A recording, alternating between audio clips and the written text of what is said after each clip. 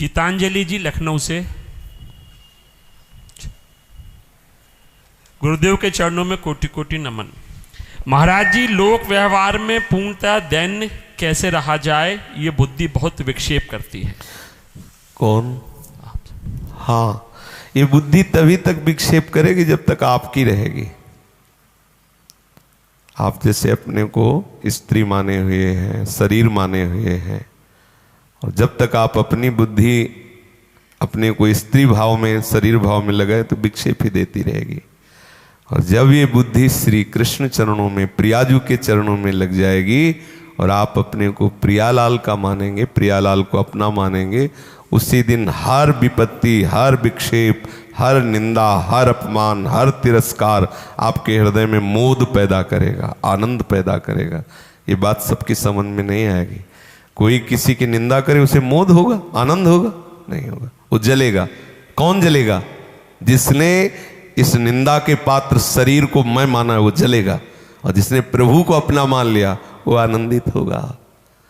ये बुद्धि जब तक प्रभु को नहीं समर्पित होती तभी तक ये विपरीत दशाएं लाती रहती है, विचलित करती रहती है, तभी तक इसमें कुमति रहती है। और जिस दिन ये प्रभु को समर्पित हो जाती है तो ये सुमति हंसिनी हो जाती है। ये प्रभु के गुणगण रूपी मोती को चुगती रहती है, बहुत प्रफुल्लित रहती है। हमारी बुद्धि अभी सही पूछो तो प्रभु को समर्पित ना होने के कारण ये ऐसी परिस्थितियां लाती है, ऐसी विचलित होती है। व्यवहार में दैन्यता तभी आ सकती है जब हमारी बुद्धि प्रभु में स्थित होगी। जब प्रभु में स्थित होगी तो सब प्रभु ही हैं, ये दर्शन होगा। और अपने प्रभु के सामने दैन्य नहीं होगा तो अभी फिर उसकी सेवक भाव की पुष्टता कैसे होगी? इसीलिए हमने देखा है महापुरुषों को बहुत दैन्यता, बहुत दैन्यता, क्योंकि जिसको देख रहे हैं सामने इष्ट को देख रहे हैं। आप बुद्धि लगानी नहीं, क्योंकि बुद्धि लग चुकी है तो जिधर दृष्टि जाती है उधर दिखाई देता है प्रभु ही प्रभु, जिधर प्रभु, तो बहुत प्यार से, बहुत दैन्यता से। अब जिनकी बुद्धि माया में लगी हुई वो कहेंगे कि हम दबने वाले नहीं।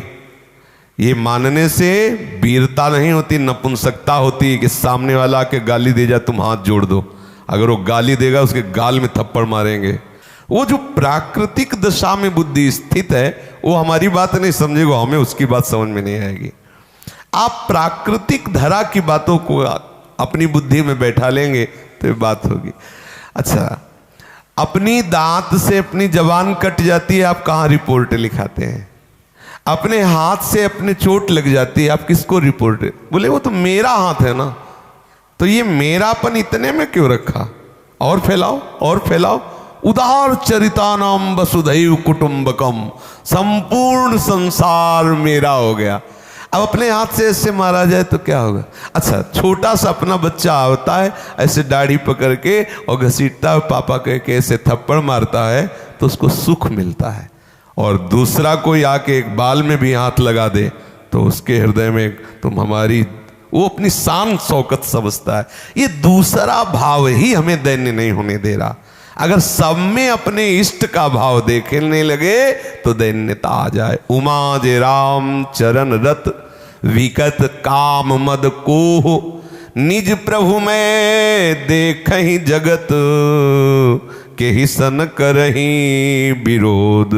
सो अनन्य गति जाके असमति न टरई हनुमंत, मैं सेवक सचराचर रूप स्वामी भगवंत। हमारे इष्ट, हमारे प्राणाधार प्रभु सब रूपों में है। जब ये हम देख रहे हैं तो दैन्यता, और जो दैन्य है उसे प्रभु बहुत प्यार करते हैं, हर रूपों में आके प्यार करते हैं। पर इसके लिए हमें चाहिए खूब नाम जप करें, रसिकों का संग करें, धर्म पूर्वक चलें, जो भी कर्म बने वो सब प्रभु की प्रसन्नता के लिए समर्पित करें तो हमारी बुद्धि भी समर्पित हो जाएगी। जिस दिन बुद्धि समर्पित हुई तो उस दिन पहचान है, सब जगह प्रभु दिखाई देंगे। प्रभु कह रहे मय्येव मन आधत्स्व मयि बुद्धिम निवेशय। तो निवसिष्यसि मय्येव अतूर्ध्वं न संशया, यदि तूने मेरे में बुद्धि समर्पित कर दी, मन समर्पित कर दिया, तो तू मेरे में निवास करेगा। मेरे में निवास का मतलब क्या है? यो माम पश्यति सर्वत्र सर्वम च मयि पश्यति तस्याहम न प्रणश्यामि सच में न प्रणश्यति। वो सर्वत्र मुझको देखता है, सबको मेरे में देखता है, मेरे को सब में देखता है। महाआनंद, दूसरा कोई है ही नहीं, तो किसके सामने अभिमान करें? वही इष्ट, मेरा प्यारा। समझ रही सखी?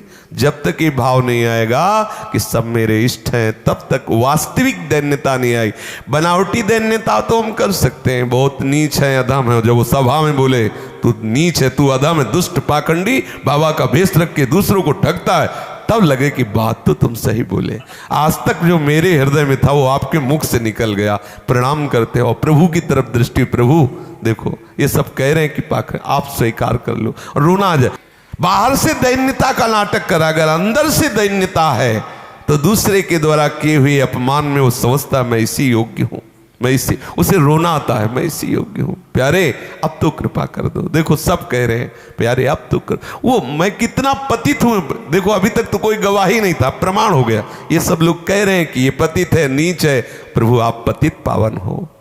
हे उत्तम श्लोक, हे पूर्ण श्लोक, हे अच्युत, अपनी महिमा में आप प्रतिष्ठित हैं और संतों ने आपको कहा है पतित पावन। देखो सब कह रहे हैं नीच है, पतित है, अब मुझे स्वीकार कर लो। वो अंदर से वो वहां नहीं जाएगा कि हे नाथ करुणा करो, इसका नाश हो जाए क्योंकि इसने मुझे कहा है ऐसा। ऐसा नहीं कहेगा।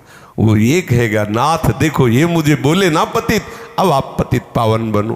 प्रभु आपको पतित पावन जो नाम दिया गया उसे सार्थक करो, मुझे स्वीकार करो। उस ये दैन्यता वो प्रभु की तरफ बहेगा। किसी भी स्थिति में किसी भी व्यक्ति वस्तु स्थान के प्रभाव से प्रभावित होकर, संग दोष से युक्त होकर के उसमें विकृति नहीं आएगी। उसकी भावना प्रभु की तरफ बढ़ती चली जाएगी। जिसने प्रभु को अपना मान लिया है, अपने को प्रभु का मान लिया है, फिर कहाँ विकृति? विकृति की गुंजाइश तब होती जब हम अपनी सत्ता मानते हैं, जब माया की सत्ता को सत्य मानकर सुख दुख अच्छा बुरा मान लेते हैं, फिर विकृति आ जाती है।